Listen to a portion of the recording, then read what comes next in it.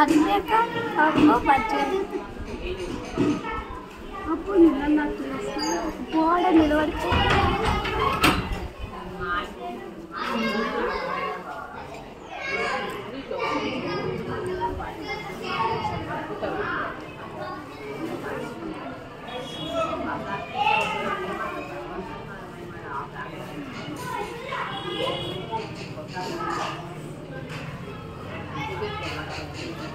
దగ్గరకంటూ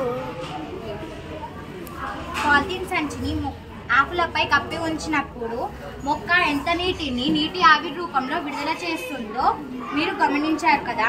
ఈ విధంగా మొక్క విడుదల చేసే నీటిని అంచనా వేసినప్పుడు తెలిసింది ఏమిటంటే మొక్క తాము శోషించుకున్న నీటిలో 1% మాత్రమే కార్బోహైడ్రేట్ల తయారీకి వినియోగించుకుంటుంది. అంటే ఒక మొక్క 1 లీటర్ నీటిని శోషించుకుంటే 10 మిల్లీలీటర్ల నీటిని మాత్రమే కార్బోహైడ్రేట్లకు తయారీకి ఉపయోగించుకుంటుంది. మిగిలిన 990 మిల్లీలీటర్ల నీటిని నీరు ఆకుల గుండా నీరు ఆవిరి రూపంలో బయటికి వెళ్ళిపోతుంది. దీనిని బాష్పోత్సేకం అంటారు.